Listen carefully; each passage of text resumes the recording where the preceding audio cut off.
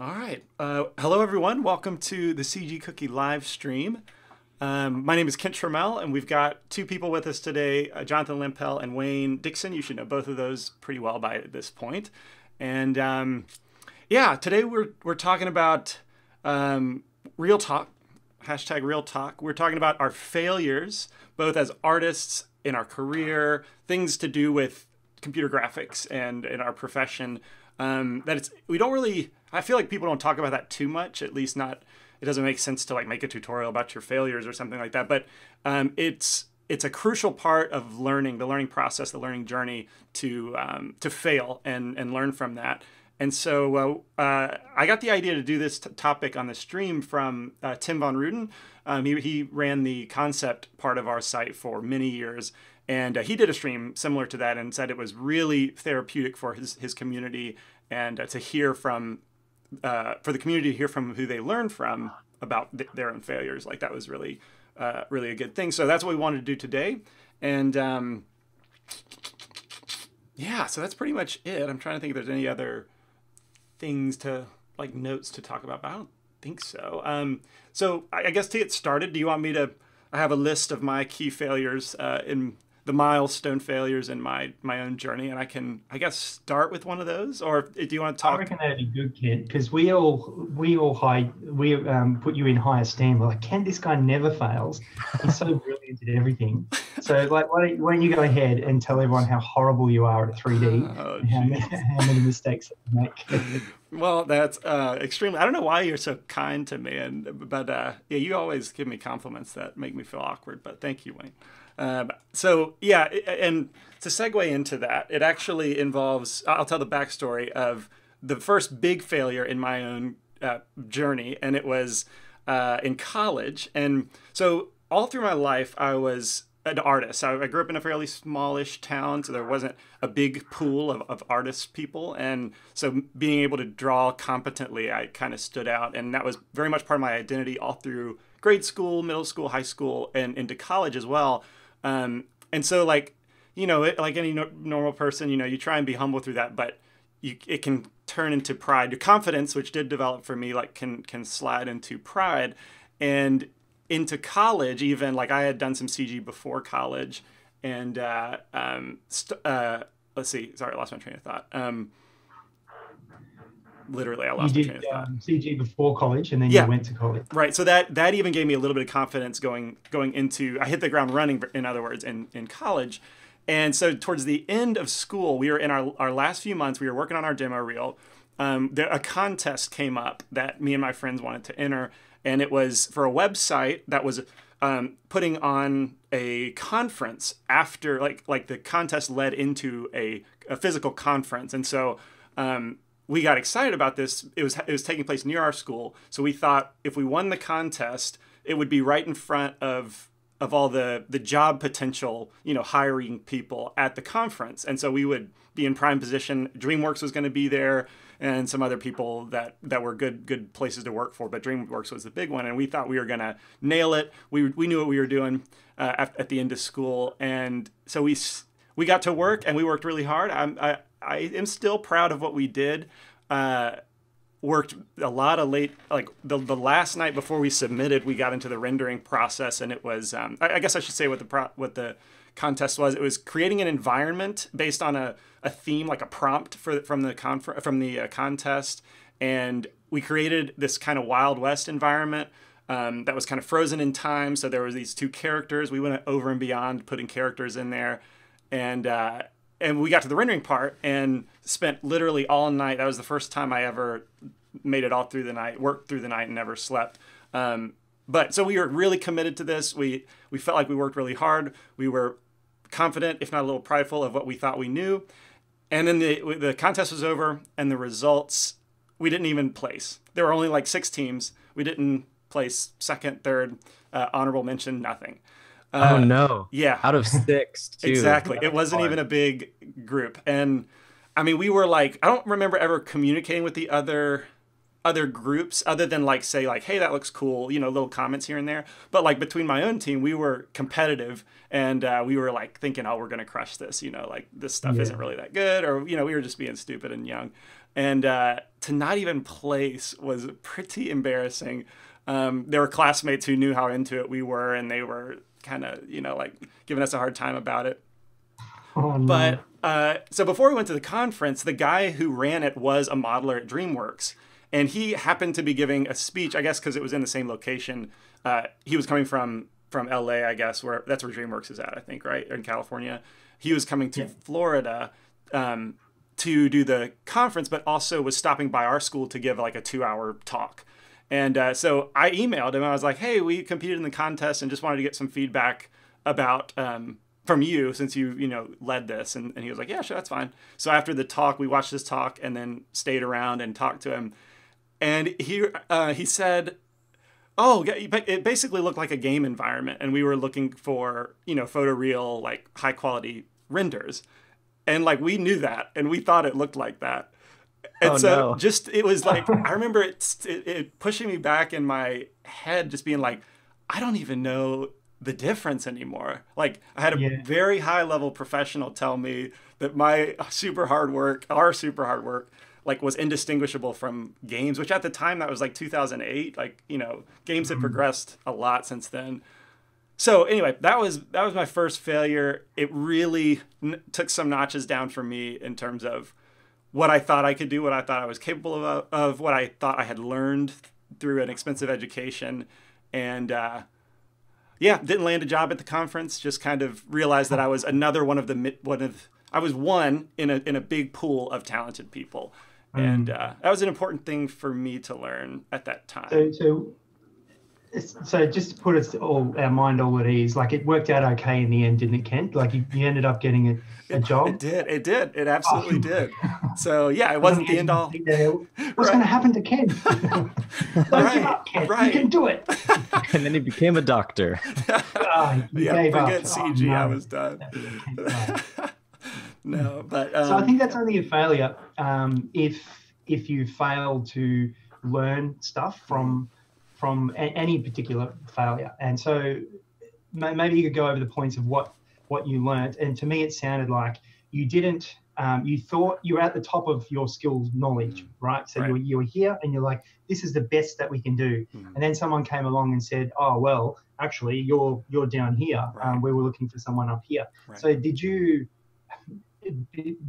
learn to be able to see the difference then? Because you said that I thought it was photorealistic, but someone with a high quality eye looked at it and go, oh, that looks like games. So did you learn to see better, or did you learn anything about what you needed to work on from that? I can't remember like thinking of, like going back and looking at our work and saying like, oh, I get it now, that is a little lower quality than I thought. I think some of it was we decided to do this like Wild West town, which was a lot of simple buildings, like looking back, it's like squares and, siding, porches, like very simple things. Whereas the other people were doing, very landscapey type environments, which now like that makes total sense. So I think it was decent quality, but I think I learned that we picked the wrong thing, like in a way. Yeah. So if I did take one technical thing away from it is I used normal maps really heavily back then. Because I in my head, I thought like, oh, these totally, if you have enough geometry, it passes for really photorealistic. But now I realize displacement and actual geometry, manipulation is how it looks. It looks more real rather than in game. So that's one thing I took away from the technical side. But does that answer your question? It was okay. I guess because when we were speaking just before we went live here, I mentioned like failures for me are like, it can be broken down into different subgenres, I guess. So there's a skills failure where you fail to have the skills to be able to achieve. That's kind of what you're talking about then, when you're trying to achieve this level, but really it's not quite as high as you think. And then there's also like technical failures as well, like where you've got hardware failures, you've got software failures, you've got where the problem exists between the keyboard and the chair. That's also a technical.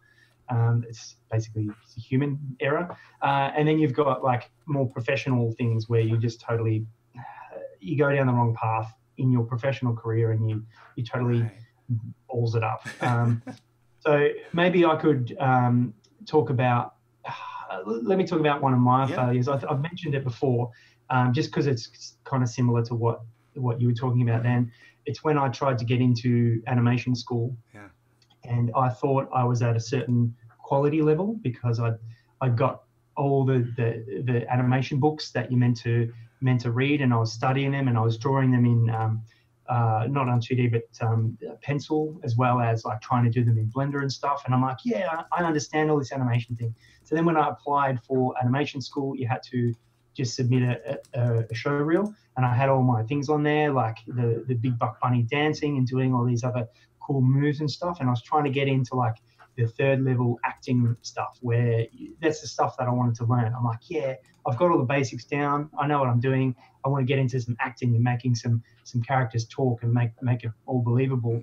And I showed my reel to someone at DreamWorks. It was Jason Ryan, and he just basically said, I think you need to go back to the start. You need to learn from the start again. And I was crushed. I was like, oh my God, I've spent however many years in my bedroom trying to learn and pick up all these knowledges from YouTube and books and practicing really hard. And it felt like I'd wasted all that time, because he said to me, you have to go back to the start.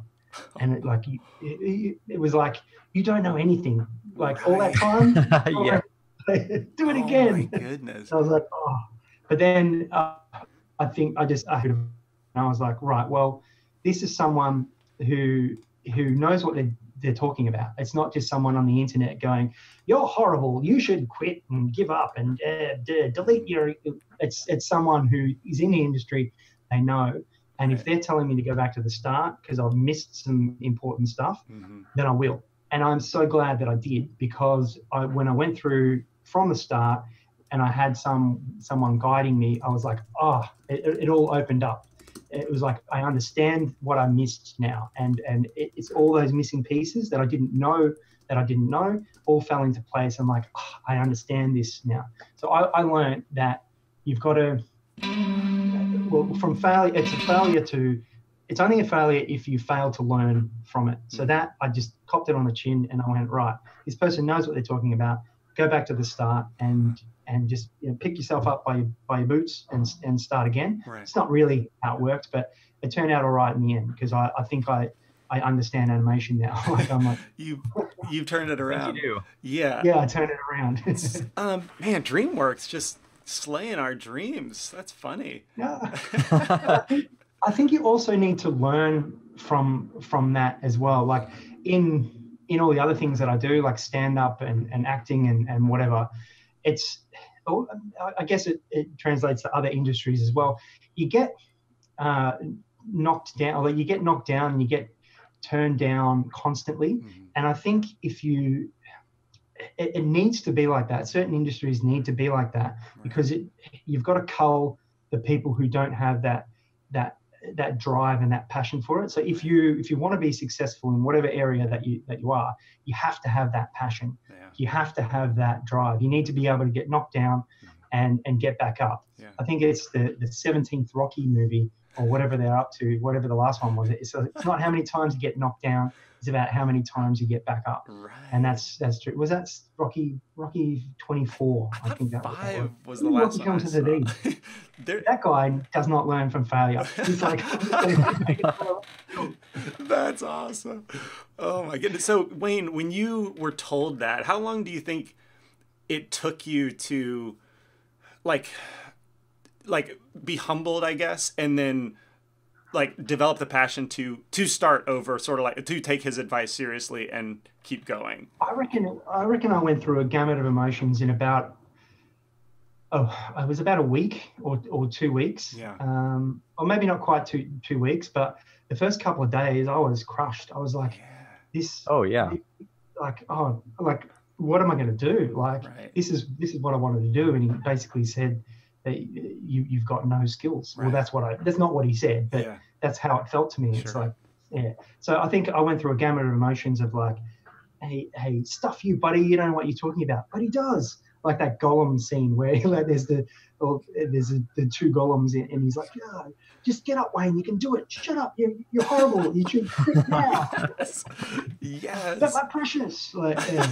So I think it took about a week or whatever to go through that little self journey, and then just go, right, shut up to all those negative voices, like, and then the positive voices won out in the end. I'm like, right, I'm going to keep going forward. This is where I want to head. Yeah. That's the direction. Go, Wayne, go. Definitely. So a couple questions along this line from the chat. I'm going to group these together, but because they seem very similar. One's Dixon's asking, how long did it end up relearning from the start? But I think what he's saying is, how long did it take you to get to that level that you thought you were at? Yeah. This is Night Changer. This guy works really hard. So keep doing what you're doing, Night Changer. So when I went back and did it from the start, it didn't take as long. Like, I found I was getting it a lot quicker than the other people in my class. Okay. And now it's not a competition about, I understand it more than you. It meant all I had to do was learn those missing pieces, because I thought I understood everything, but I didn't quite understand everything 100%. So when I went back, it was just learning those little things. And I was like, aha, now I get it. So I learned a lot faster. I could do a lot more in the exercises that we were given. So I did them to a higher quality. And then I also helped out the other people in my class. So the people who were struggling, the people who needed help, you help them and you try and explain it to them and give them a push up as well. Yeah. So that, I guess, is another outcome from the perceived failure. Yeah. Oh, absolutely. I'm curious, when you, how did you get that advice from the guy at Dreamswork? What was his name? Ryan? Jason Ryan. Jason Ryan. Yeah. How did you get, was that, were you applying for a job, or you just happened to? Well, no, you apply for the school. Okay. So he actually personally looked at all the reels. Okay. This is back when school opened. So it was like, we're accepting people into these specific workshops. Right. So send it in with a link to the video, and then where you wanted to get into. Like, I think mine was the third workshop or the fourth, or whatever it was. And so he personally looked at everyone's reels and gave feedback and said, yes, you're accepted into this, or I suggest you go into this workshop. So yeah, that's where I was. I was like, I want to get here, and he's like, oh, actually, you're down here. Wow. So question from Malholmesy. The fear of failure is even worse. How did you guys manage that? The fear of failure. I think there's also a fear of success. Fear is the fear of failure. Go on, Jonathan. Is sort of, it's just like the fear of like revealing what's actually true in terms of like your own skills. And like, that's what I can be afraid of sometimes, where it's like, I'm not sure if I want to attempt this, because then maybe I'll like discover that I'm not good at it. Whereas now I can like pretend that I am. So it's good to like, whenever you have that fear of failure, it's like, okay, I know that's something that I have to do now. Right. And that's just like part of how I grow, is like, if I have that fear of failure, I know I need to attack it, because otherwise I know I'm like hiding something from myself.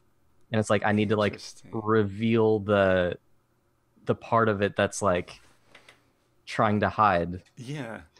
Yeah, I totally resonate with that. So do you guys find that that's true on like a personal level? What I mean is, when I think fear of failure, and failure really comes in when other people are involved, when someone else sees my work, especially in digital art, I feel like that's when failure happens. Whereas when I'm learning it by myself, or I'm doing a personal piece that no one else knows about, I feel like I'm never afraid of failure in that way. It's just, everything's a problem to solve. And, I can't say I've run into many like game stoppers of my own personal thing. So do you guys find that does require other people to kind of help you see that you're failing in this area, or even in your own personal, you can tell yourself, I'm failing at this part?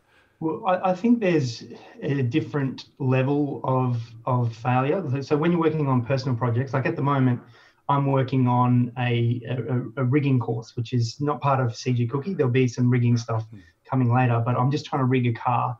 And so I'm going through and I'm, oh yeah, this would be easy. I know how to rig. And then when it comes to doing all the weird math stuff with getting the wheels to rotate the right amount when it's turning the car and going in different angles, it's like, oh, this becomes really difficult. I need to learn how to do that. Now, because it's not for anyone at this stage, I have these little, I guess it's kind of like the failed days where I'm trying to work on a solution for a specific problem that I don't know the answer to. Oh, I don't know how to solve this problem. So I work my whole day on that. And then at the end of the day, if I'm no closer to the solution than I was at the start, I was like, this day is a failure. I failed this day. But because yet there isn't any, it's not for anyone yet. Like there is no audience, there is no client going, oh, we need this by April 21st, or there's no deadline. So I don't feel it as heavily as if it was a missed deadline with a client, you know, who goes, oh, we need this animation done by next Friday, and I've like missed the mark or whatever. Does that make sense? Like there's a different level of failure. Right. Oh, absolutely. Yeah. It's definitely a little easier in personal projects like that. Yeah. Like you said, like the only thing that I've been trying to draw a couple of these like little robots for a personal project, and I have not drawn in ages. And it's just negative reinforcement when I go back to drawing, because I'll start drawing and I'll be like, oh, this looks bad. I don't want to do it. And then I'll like try again. And it's just like, oh, this doesn't look right. And it keeps getting like more and more negative until it's like, oh, now it's finally starting to get better. But at the same time, yeah, there's definitely like that failure in there. That's just really discouraging. Yeah. So how do you talk about that the negative builds and builds and builds up to a point where it starts to get better and then it becomes easier? Like, how do you, are there any things that you say to yourself, or there are any things that you do to like continue to push through that part where the negative talk is building? That's a good point. Sometimes just taking some time to do other stuff and then come back to it, or like try it in different ways. Like if it's just not working on paper, I'll try it in Photoshop, or, you know, just attacking it from as many different angles as possible. Oh, that's cool. Yeah. Right. So I might have to rabbit trail a little bit, because I'm trying to think of like that kind of failure feeling or like negativity in something I've created in Blender in a long time. And I haven't really, I guess I've been... It's just been too successful. I think anyone who's doing something every day, day in and day out, like, yeah, it's, you know, failure becomes less of a thing. I mean, is that fair to say? Like the more you do something, the less you fail at it? Yeah, the less you fear it. Fear it. Yeah. But I'm a man of hobbies, and one hobby that I'm trying to learn right now is electronics, like hobby electronics engineering kind of stuff, you know, like Raspberry Pi, Internet of Things, like hacking together stuff. And like failure is like a very real factor in that, in the fear of it, in that like the other night I was working on it and I have like hundreds of wires connected, and I'm like, if this does not work, if this connection that I'm about to make does not fix my problem, I literally don't think I can go through and check and troubleshoot every wire and everything, you know? So in that way, I remember I had one left effort in me. I'm like, I'm going to try this one thing, and if it fixes, great. If not, I'm done with this. What happened? It fixed it. And it basically, hooray, I'm still working on that hobby. But in that way, failure like is this big weight. But I guess I've historically been able to muster up one more attempt at it. And if that doesn't happen, I've taken like months off of addressing it, but then I get the passion develops again over time. So yeah, maybe that's how they answer the question. Time away from it. It usually, if the passion's there, it's going to come back, and it's going to make me try it again, is I think in my experience. Yeah, I find that with things like I'm always trying to learn the new parts of Blender that I might be able to use in like my rigging or whatever. So it's like with the bendy bones, with the redevelopment of that, I was like, oh, I'll do some little experiments and stuff, and then you go, aha, I've figured out something. So that I remember 3 years ago when I was trying to get this character to bend a certain way or do a certain thing. I wonder if I can use that new skill in that old file that I attempted it at. Like, has the technology caught up to where I can actually achieve that? And then so I take all that stuff and I go back to the things which I've been working on in the past. And it's like, aha, cool. Now I can do it. So it was a failure at the time. And then, 3 years later or however long it is, I come back and I know more about everything, or something has changed where it now allows me to achieve the goal that I set out at. Right. Oh yeah, absolutely. Would you guys say that, I just saw something from Mark Smith. He quoted, "Success spills over into every aspect of life," and that's a quote from Bob Ross. Would you guys say that that success is sweeter because of the failure?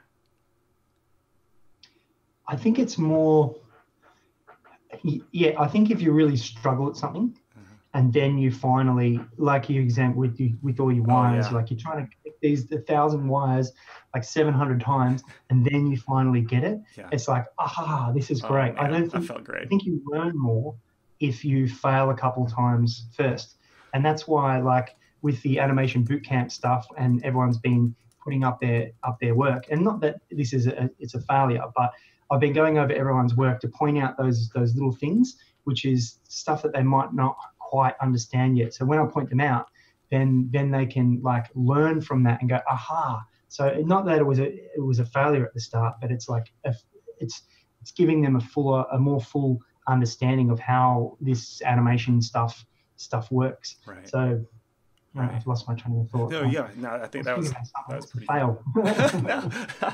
So we have had some comments and questions that we should probably go back and talk about. Omar mentioned earlier, no revenge. I think he's asking, no revenge story years later with you guys prove the same people wrong. And he says in quotations, "Remember me? Yeah, look at my stuff now. Now do you want to hire me?" Have you guys been a part of that in any capacity? Not exactly along those lines, but I've had some clients come to me with particular problems. They're like, "Oh, hey, we need to rig this character. How much can you do it for?" And I'm like looking at it, and I've gone through all the pitfalls and stuff in my past, because I've done a lot of tinkering, and I know how difficult it's going to be and how long it's going to take me. And I give them a price, and they go, "Oh, that's great. Oh, we'll see." Yeah. And then they go away, and I don't hear from them for a couple of weeks. And then they come back to me, and they go, "Oh, hey, we're halfway through this project. We've got a deadline coming up, and we really need you to help out on this rig, which doesn't work." And I've got to come in, figure out what someone else has done, why it doesn't work, and then I've got to save the day. And that's happened to a couple of people. It's happened a couple of times to a few clients. Right. And now, like, they would come straight to me and go, "Well, hey, yeah, we know it's going to cost a bit more, but we know that it's going to be right the first time, and then you don't have to go through the stress of halfway through the project, things break, and you've got to get superhero Wayne to come in and fix your problem and save your key stuff."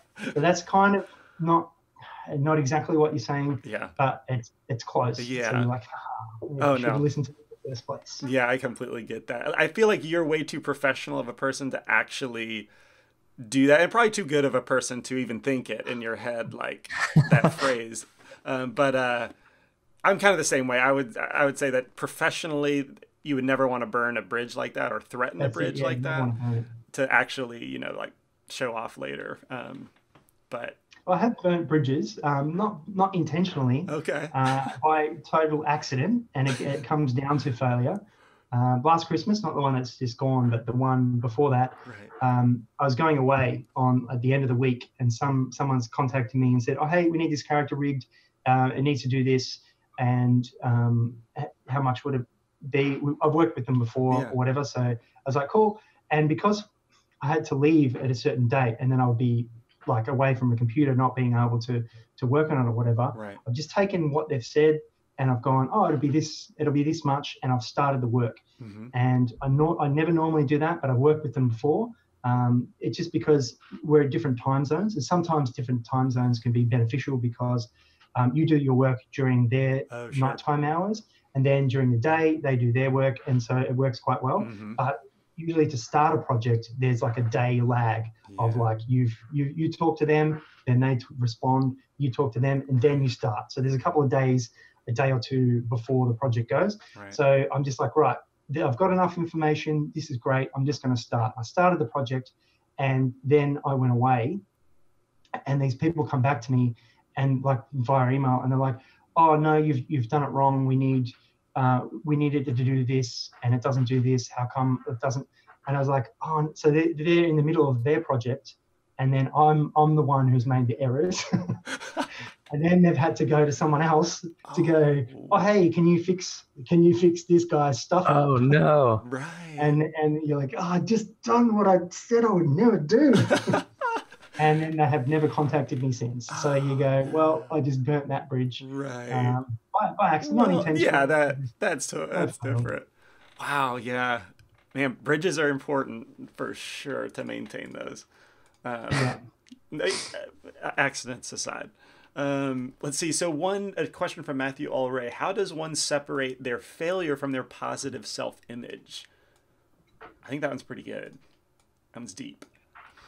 What does he mean? Like, is he... Well, how does it not tarnish your positive image? I think like so. If you tie in your, I guess, like what you think of your work to your self-image, you tie those together, you're going to have a bad time no matter what. Yeah. I feel like you have to separate those anyway. So maybe I'm not the great. I think I would say in the last couple of years, I've admitted to myself that success is crucial to like at least a happy self existence. Would you guys say that? Sure. Like, but I came upon this. There was a span of several months where I just felt like I was not succeeding the way I wanted, and that's why actually what got me into the electronics stuff, the side hobby. And I remember like I wasn't depressed. My wife wanted me to see somebody to see if I was or not. So it was getting a little down around here. But like in doing that project, I told her, I'm like, I need to be able to do this, or else I don't know, I'm gonna lose it. I need to be able to learn this, see it work, and succeed basically. And in that way, that's when I kind of admitted. And looking back in my life, I've seen enough success that it probably has been tied into a positive self-image. That's true. Hopefully not in a dangerous way, where, that'd be a bad problem. But No, I think in that sense that's healthy to like have something to overcome, and then you've overcome it, and that's just part of who you are. So in that sense, okay, that makes a lot of sense. Mm-hmm. But I think you've done the right thing where you've got something outside to focus on. I think you do sometimes need to walk away when failure hits you in the face. Sometimes the best thing is to just go and do something else, not quit and I'm going to go become a council worker and dig holes. Right. Just walk away, do a side project or whatever. Because I find like if I'm doing something else, my mind's still thinking about how to overcome the certain problems or whatever. It's like on self autopilot or whatever. And then when I come back to it, I'm like, oh, there's a solution staring me right in the face. Yes. Click, click, click. It works. Oh, why didn't I do that? But I think you needed to go through that whole path to come back to it for it to be able to work. Right. Oh, absolutely. So the more I feel like it was a bad answer. It was just maybe incomplete for me to say earlier, like with Blender stuff, I feel like I haven't failed very lately. Like I don't experience a lot of failure, but let me postulate this to you guys. If you fail so much, you start to not even recognize the failure because it's so part of your learning or your process in general. Would you say? I think what I'm taking from that is, like, I'll just liken it to learning animation, and particularly for the guys and the girls who are on the animation bootcamp at the moment. Like, I think failure in that, like, you do your assignment, you post it up, and it's not that great, but it's getting better or whatever. I think making those mistakes and having those little failures makes you understand it a lot better, so that you will, it'll be the opposite of a failure. It will become a success. And if you didn't have those little failures, it wouldn't be as good. Like, you wouldn't take as much from it, if you know what I mean. So I think little failures are important for learning, definitely. Yeah. Okay. Right. So you're saying, like, can't you have those, you just don't notice them as much because you're so used to it? Like, in that sense, it's just problem solving. I think that is, it used to be failure, because at the beginning, Wayne, right before we got on the stream, Wayne kind of mentioned what he had on his mind, like the different types of failures. One of them being technical, like the software, you don't understand your tools well enough. And that happened to me early on, where it's a funny story now, but like back in 2003 or so, like I was learning 3D Studio Max, and I put a turbo smooth or a subsurf modifier like on my character, and did this animation, set my keyframes, and I pressed play, and it just like chugged through the whole animation. And like I lost it. I was like, oh my gosh, I don't know what I'm doing. My computer sucks. And honestly, I called my dad, and I was a little weepy. I'm like, I can't do this stuff. I can't do computer graphics, just because I did not understand turn the turbo smooth off, and rendering is a thing. So in those ways, those were like monumental. That sticks out in my memory. But after experiencing those things so many times, like on a daily basis with computer graphics in general, now I wouldn't define those as failures as early as like yesterday. Like, my shader didn't turn out quite the way I wanted. Maybe that's a failure to some people, but I just realized I got to keep, trying this next thing or this next idea. And so in those ways, I guess I do fail, but I just don't call it failure because it's so consistently happening. So yeah, that's an interesting point that you've touched on, where it's not called failure in your mind. Mm-hmm. And I think that's an important thing. Like, those little things, they aren't failures. They're little road bumps on the journey to success. Okay. Is that a bit preachy for it? No, that's great. Man, somebody quote that. Or clip it, as they say on Twitch. Nice. All right. So you actually answered Omar's next question. Ever failed at a freelance job that you were hired and paid to do, and the client wasn't satisfied, and all hell breaks loose? I think everything was true except for the hell breaking loose. Hell didn't break loose. Someone came in and fixed that problem when I was away. Yeah. Sorry to cut you off then Jonathan. And I did get paid, but I didn't accept full payment. I was like, well, just take, how about this much? And they're like, yeah, cool. So, because what someone else did they took what I've done, and they'd finished all the other things. Man. So yeah, not all hell broke loose, but it wasn't very good.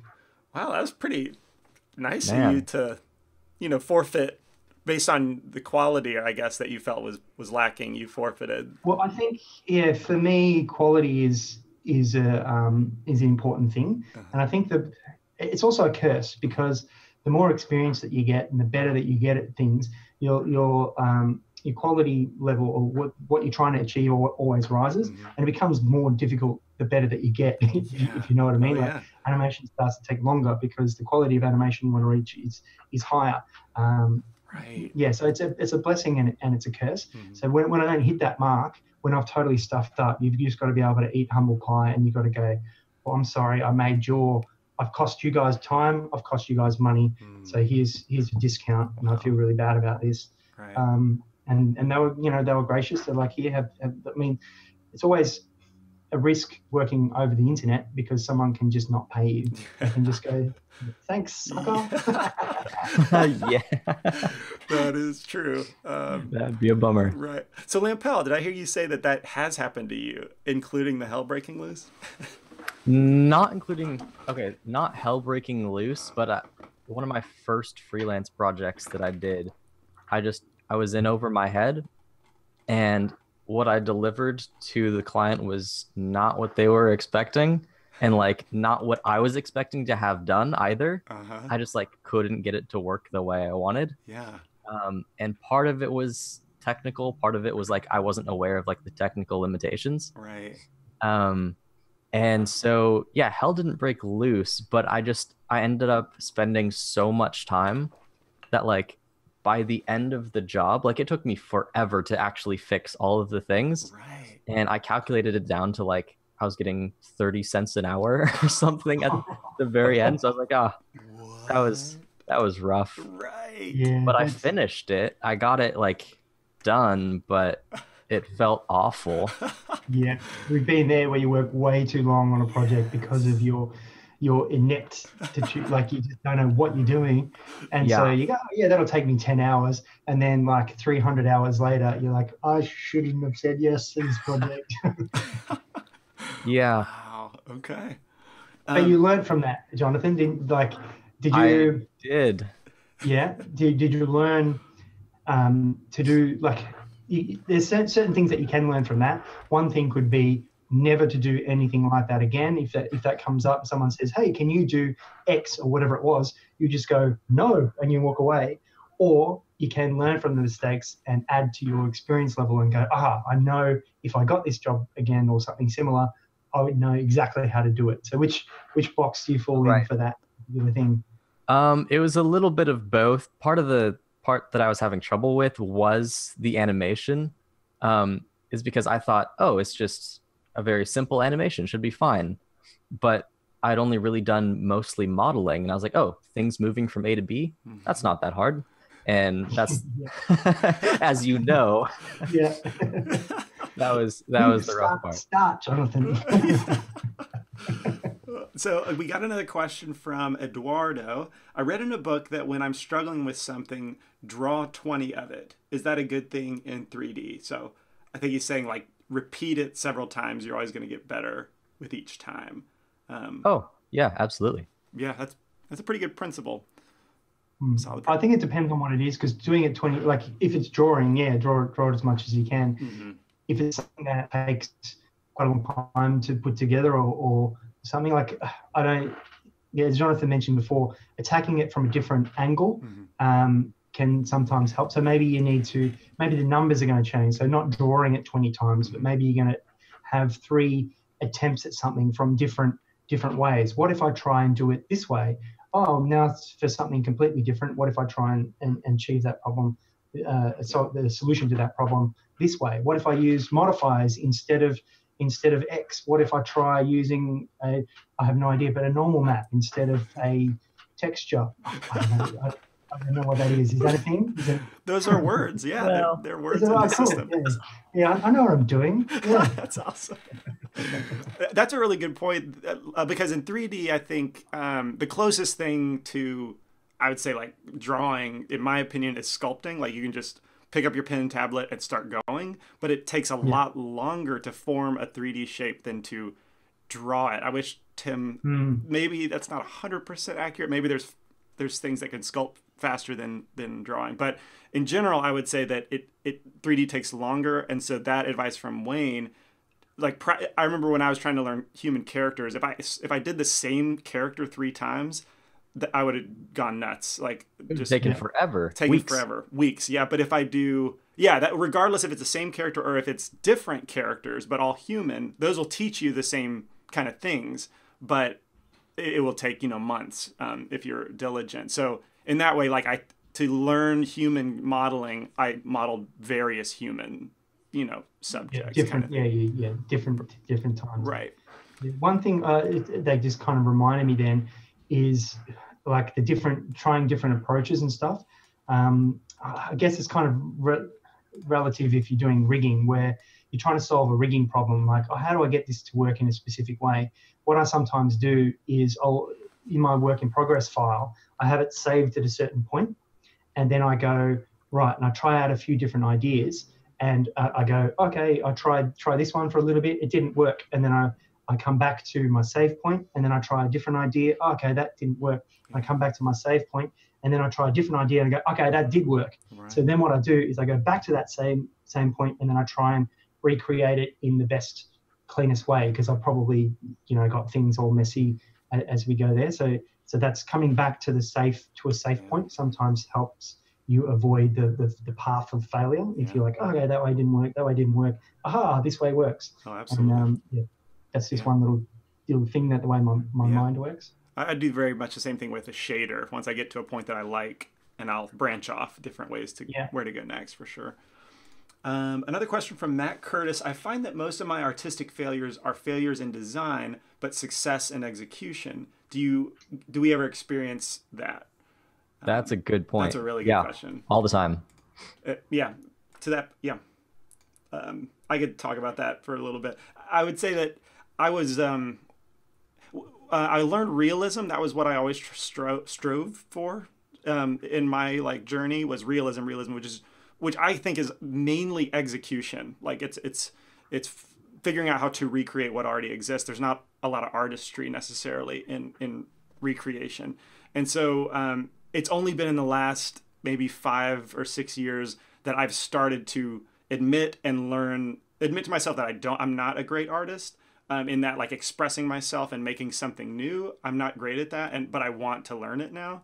And so, to affirm you, like it took me, I don't know, 10 years to learn the execution, feel good about that, but my work rarely stood out from an artistic point of quality, I guess. But I'm on that artistic journey right now, very much. Let's see. That really ties into a different question, but I'm trying to find it at the moment. Let's see. One thing I learned on that topic, Ken. Yeah. One thing that I've learned is I don't try and work on the things that I'm not good at. Actually, that didn't sound right. So, for example, I just proved to you that I know nothing about modeling and nothing about texturing and any of that. Like 10 years ago, I was a bit of a generalist and I understood everything, but I was like not very good at everything, if you know what I mean. But now when a job comes along where something needs to be modeled, something needs to be textured or lit or rendered or something like that, I've learned from all my past failures that I'm not good at that. I just hire someone. I go, right, I've got my little network of people, and I just hire one of those people and I go, hey, can you do this for me? Because I know they're going to do it much faster than me. It's going to be more effective. It's going to come out better than I expected. Plus, while they're doing that, I can work on something else. So that's something that I've learned from all my past failures. Like, don't bother working on the things that you're not skilled at. Just hire someone who is skilled at that, and let them do it. Let them work on what they're good at. Let you work on what you're good at. Right. That's a good point. That's really good advice. Did you find that question, Lampel? Yeah, it was one same person right above it. Like looking back at the end of a project and thinking I probably shouldn't have put all that effort into that, which is more of a failure. Like, have you ever had a failure that's not, okay, I tried to make this thing and it didn't work out, but I tried to make the wrong thing and totally succeeded? Oh. Like, have you had those? Wait, yeah, repeat that last part again. Success when you didn't expect it? No, so there's the type of failure that we've been talking about where, okay, we tried to make something and we couldn't do it. Yeah. But instead, what if we tried to make the wrong thing and succeeded at the wrong thing, but we still kind of failed because we didn't make the right thing? Oh, wow. Okay. Yeah. And are you asking a question? Or are you reframing that question? I was reframing. Yeah, it. Sure. Totally. Oh man, that's not really had that thought before. I've discovered things that work, that will be solutions for different areas. If you know, like, just to get back to the rigging stuff that I do, like I'll be trying to solve a problem. I'm like, I need the character to do this, and I'm working several different ways, and it's just like, it just doesn't work. But I might find something where I go, oh, you know what, I can use that in the old file. So I think I've spoken about that. So I haven't really fixed the problem or found a solution for the thing that I'm working on, but I've discovered a new thing, that a new tool or not really a tool, but a new weapon in my arsenal that I can use elsewhere. So yeah, I still failed at the thing that I was trying to achieve, but I've learned from that. I'm like, I've gained experience and knowledge, but does it help me out in this specific moment? No, it doesn't. Yeah. Fail. Okay. I can definitely relate to that in a way. Especially with shaders. So many shaders that I try and build don't work themselves, but they spawn other ideas from things that I learn along the way. If you can't tell, I've been doing a lot of shader work lately. That's where all my examples are coming from. So let's see, a question. What about social media? Does that play a role in success or failures? That's from Malholmesy. Not really, at least in the context that we're talking about. The only way that I could connect it is, we probably share a lot of our work through social media, or if we can even count like an art forum or like an art station like that. And in that way, other people's opinions, they do affect me if I think something's a failure or a success. It's silly, but like if I post an image of something I worked on and it gets 10 likes and then another one gets like, 100, it's hard not to think the 100 liked thing is better than the 10 or whatever. Yeah. Or that was more of a success than the other one. So in that way, I maybe boil it down to people do have some control over what I feel is successful or not. I judge my success and failure based on other people's thoughts. I think that's. I kind of don't get too bogged down in the social media stuff because I feel it's a fake society. Like it's just, I don't think it's helpful at all. Like, okay, I guess, some people can use social media to further their career and get more work and exposure and stuff like that. But I feel the overall undercurrent of that online world is fake, and it's like, I don't know, I don't like it at all. So I don't really bother too much with. You might see me on Twitter occasionally retweet something positive or something cool, some cool animation thing. I'm like, wow, this is very inspirational. Wow. But that's about it. I don't get too bogged down in the social media world. Right. Wayne's just so old and wise. I am old and wise. But seriously, he's wise.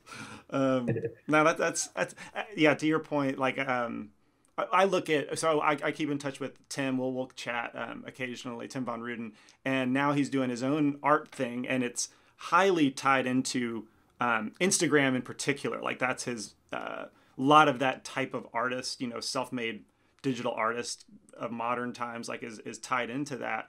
And I do wonder, like, man, it's got to be weird measuring, your success that way, or other people, measuring it that way. I guess, yeah, like I think that's an excellent way. Like that's a great use of social media, and I think for that it's used perfectly. Yeah.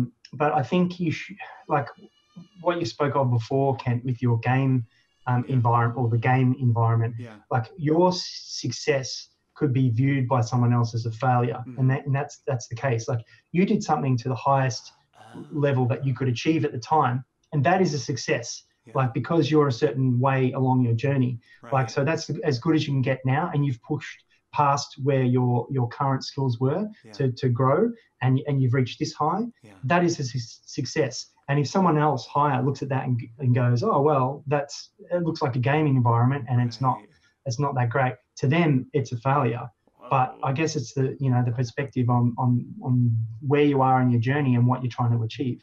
So it's not always a failure. Yeah. If you understand what I'm trying to say there. Geez, that's good, man. Yeah. No, you're absolutely right. It immediately makes me want to say, like, whenever anyone gives critique online or in person, like critique in general, like the compliment sandwich must happen, because that person is succeeding at whatever level that they're at. Yeah. And if you leave that out, you'll leave them feeling like a huge failure, without a doubt. That was some wisdom right there. Look at you. Because I'm old, man. It's because I'm old. You're just that's good. I try and do that with the animation bootcamp people, as I spoke of earlier, and I'm rattling on about it. Mm-hmm. It's like, these people, if someone has done a great bouncing ball exercise or arcing ball or character ball, whatever it is, I might give them heaps of notes. Like, here are your heaps of notes. And I've given them more notes, not because they've done a bad job. I've given them more notes because they've done an excellent job, because I know what level that they're at. They've reached the top of their game, of their current game. Like, this is as high as they can go. And with these extra things, I'm going to push that a little bit higher. So I'm going to push their success a little bit higher. It's not like I've written a War and Peace novel about, frame 37, your spacing's off. On here, you've got to look at your timing. Over here, you haven't followed through. It's not about the negative things. It's about the positive things. So if you've done a good job, I will push you further because I know that you can handle it, and I know that you're hungry for those things. Man, you have a fan, a couple fans in here. Me, one of them. Mal Holmes, he says, "Wayne Dixon, you rock, man!" Exclamation point. I found myself a new hero! Exclamation point. Oh, cool. Thanks. So yeah, I agree with that statement. We have a few questions in here. Let's see if we can run through them in the next 5 minutes or so. Let's see. Okay, this one is about freelance from Ryan Bueller. I'm planning on taking the plunge into freelance work, but I keep pushing it off until I feel more confident overall. How do you know when you're ready for pro work? This sounds like this is not fear of failure. This is fear of success. So you're afraid that you'll be successful, and that is very, very scary. I take the plunge. I think if you have to think too hard about it, you're thinking too hard about it. Just do it. Do it, Bueller. Do it. Yeah, I mean, I think the thing with taking a plunge in freelance work is you either, like, it's very concrete. Like, you get paid to do something, and you either deliver it or you don't. And whichever one it is still helpful for you. So if you don't make it, then you've learned that new piece of information of, oh, I need to work on this. That's always going to be helpful. So no matter work on that on your behalf. Say that again, Wayne. What did you say? Too. Or hire someone to do that part of it. There you go. Yeah. Exactly. Yeah. But I mean, if you're just starting out, then yeah. I don't think there's any downside unless you bite off something you really can't chew and burn a whole bunch of bridges all at once. But that's very unlikely to happen. Yeah. And one thing I think if you're jumping into freelance work is you've got to divorce yourself from the idea of it being your work, because we have a tendency as artists to put everything that you've got into this piece, like this is my work. And if it is your personal project, it is your work. But when you're working for someone else, and then they come along and they say, oh, we needed to do something different or whatever, you go, oh, well, that'll make it worse.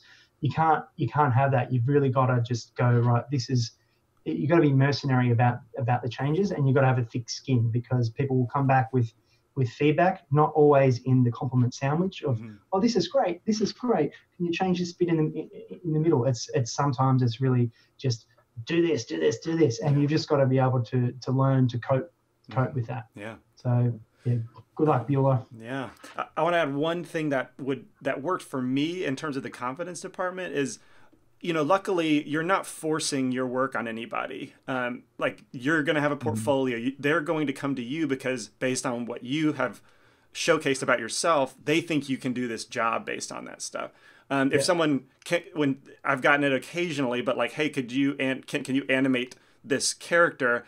And I'm not really comfortable like animating at a professional level. So I'll be honest and say, no, I can't really do that. I can model it for you. I can texture it for you, but I'm not gonna be able to animate it. If you're honest and you have your work out there, like all logic says you should be able to do this job if they come to you. And so that really helped my confidence when I started to get into it, even though I was really nervous, like you were actually giving money to me for this, but logic supported the confidence. You touched on an important point there. I think it's important to say no to the things that you're not good at, because that will avoid a lot of failure.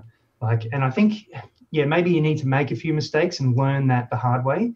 But then after you do, you realize, just like Kent, you will be honest and you'll go, can you do this? Oh, no, I can't. I can do X, Y, Z. But if you wanted to do that, I recommend this person, or this person. And that's learning to say no is what's something I've learned from failure, my many failures. Yeah, that's a good word. Omar has a question. We'll wrap up with just a couple more. I think there's only a couple more.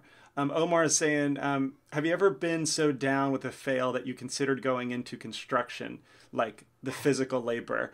And so Omar is usually pretty funny. But seriously, have you ever been so down that you considered throwing it away? I mean, Wayne, when you describe the guy from DreamWorks saying kind of start over, I imagine that would have been a time to consider walking away. Did you ever entertain that?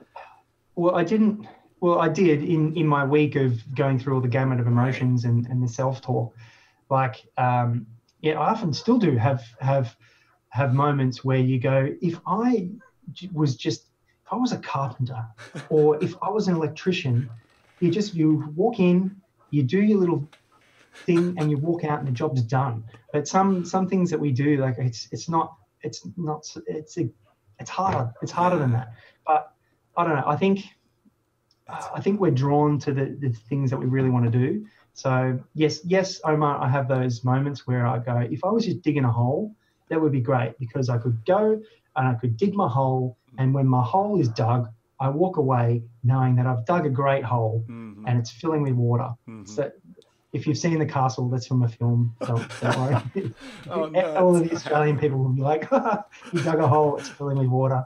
Everyone from another country will be like, this guy is an idiot. I have not seen that. Is that a show or a movie? It's a cult film from Australia. It's called The Castle.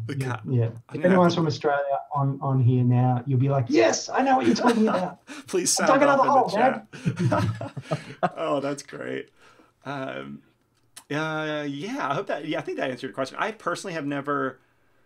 Well, I'm with Wayne. I would say in the sense that I think it's more grass is always greener on the other side sort of feeling that, like, what we do can be hard and difficult. Like, I've always wanted to make my own short film as like the pinnacle of what I feel like I could do as a lone artist. I've never done it, and I've been planning it. I have like big Pinterest boards full of inspiration about it, but I've never done it. And so in those ways, I'm like, man, it would be easier to be a carpenter. I do that kind of stuff too, and that'd be awesome. But I think what's cool about computer graphics is it's a like a craft and not a trade. Is that what I mean to say? Like, people can go to school and become an accountant. I don't think anyone was born hoping to be an accountant. Not many people are. There's not a tremendous passion, I wouldn't say, behind the accountants that I've met, at least. But the passion that we have for this almost won't let me leave. Won't let me ever stop doing this. I don't know if you guys would agree that you like this stuff as much. Yeah, totally agree with that. Totally agree. Let's see. Is that it? I think that's all the questions. Well, there's one thing that we haven't touched on, and maybe we could do this quickly before we head off, and that is, we mentioned it earlier, about hardware failures and software failures and stuff. And what I've learned from a couple of my failures in the past is, if you're working on a project, especially with other people, just make sure that you're all using the same version of the software. So don't be using an SVN or a daily build, because some things can change and it can corrupt files or whatever. So just make sure that everyone's, even if a new version of Blender comes out during the actual project, make sure that you stay on the same version that you started with it, because you are going to run into errors where things are different on the different version. So that's one way to avoid a couple of failures. And I know, as for hardware failures, I think in December my computer died, so I've got a new computer. Like, things like that are just going to happen. So you got to have a backup, people. You got to it's simple stuff, but make sure you back up your hard drives and you do all that, so that if your computer does explode, you've got some way of rescuing things. Like, sometimes you can't avoid that type of hardware failure, but you just got to do anything that you can to mitigate it. Yeah. Along those same lines, as far as the software version you were mentioning, I've written an article about this, but I'll just plug it again since it relates. But in the learning of like tutorials, for example, on our site and abroad, like you would recommend using the same version of Blender. Maybe not if it's 2.49. I'm not sure why. Unless you're watching CG Cookie Classics, you probably aren't watching those for education, more for entertainment. But if you're watching, right, if you're watching a 2.76 or what are we on? I forget. Yeah, 2.6 or something. 79A, 79B, right, 79C. One of the letters. So if you, I guess I would say start out with the current version of Blender. If you get problems, first go to the existing version of the one recorded with the tutorial. I think that's just going to give you a success, basically, instead of leaving you with a failure and like frustration and asking a question. We get a lot of questions about this isn't done the same way. But it's I just want you to experience that success, get the older version, match the success, and then your new task is just like how to transition that to the new software. And you might find that sometimes the new way of doing that same thing has been simplified, or it's become a lot easier. Very true. Yeah, but it's not always clear, as Kent's saying, of like what those changes are. Mm-hmm. So first of all, I think figure out how to do it in the old way, and then you've got that, and then just figure it out. What's changed? How do I make it work now? Yeah. Cool. I saw one more question that I think is pretty good. We'll end on this one because I think it's the last one that I see. So from Byman Bordeloy, sometimes I take too much time to do an animation. Like after planning, I do lots of changes, but even then I don't get the desired result. I feel like I didn't learn the basic things. It kind of depresses me. Is that failure? Well, no, I think you've hit the top level of where you are, and you want to strive to be a little bit higher than that. If you feel that you've missed the basics, go and do the animation boot camp, and I'll get on there and I'll help. I'll give you feedback and stuff on what I can see that you're missing, and I'll help you out. But I think when you're, he said he was working on an animation project. Was that? Yeah, he says animation. Okay. I think don't worry about how long it takes you to do something at first, especially when you're learning. Like speed will come later. Learn like your workflow and learn to do it properly. And then once you've practiced like your workflow and doing it correctly to the higher quality, then the speed will come. Like you will get faster. So don't worry if it takes you like 20 hours to do a bouncing ball, because it won't always take you 20 hours to do a bouncing ball. You'll get faster, and you'll train your eye to get better, so that you'll be able to do one in 30 seconds. You're like, oh. So speed will come. And just always try and like anything can always be better, right? So here is your top, and the aim next time is not to be up here. Well, actually, let me look at the camera. So the aim is not to be up here.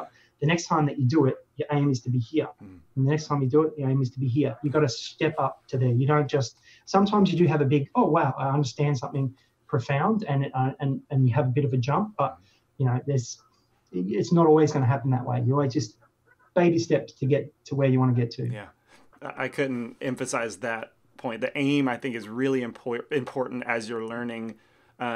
Or else you'll do, a lot of people, I think, maybe do like me. I started to learn, and within a few months, I knew, a few months of just getting involved with computer graphics, I'm like, I got to make a short film. That's what I'm going to do. And it didn't work. I dedicated months to that, probably maybe as much as a year. And of course, I didn't know enough. And so it failed, and I never went back to that project. But that was just me aiming way too high. So if you... I think that's probably why it feels like so much more of a failure, is because there was so much more left to go. Yes, holy cow, yeah. I think it's very common. I think people can watch a Pixar movie or the visual effects from a Transformers movie and say like, I want to learn to do this, and want to do that within a week of watching YouTube tutorials, and it's just not a thing. Well, kind of like Omar mentioned, saying our work is never finished. Like in that way, you can't really judge that as like success or failure, because I don't think I've ever made an artwork that I've finished and been like, oh man, there's no way I could do that better. Agreed. Like it's 100%. Always just under what I expected it to be. So and you're probably gonna be the worst critic. Like I can point every artwork I've done, I can point to things and say like, that's a mess up. Like that drives me nuts. I can't look at it anymore because of that. I can say that stuff a lot. And I think that shows like your progression, like your growth as an artist. I come back and I look at the animations that I've done, and it's stuff that's on my animation reel, which is like, hey everyone, check out how good I am. And I look at it now and I go, this is horrible. Like, why am I showing people? How much want to show off? Yeah, I agree. I feel that too. Awesome. Well, guys, I think we can wrap it up there. But that was a really fun conversation. I learned from both of you guys, and I hope you guys picked up on some of you guys watching about our failures. Thanks for letting us talk and kick up our feet on the psychology chair and listen to our stuff. But thank you so much for joining, and we will see you next week for a Blender film review on Elephant's Dream. Tim Von Ruden's going to be joining us that next week, so that'll be fun. Awesome. Sweet.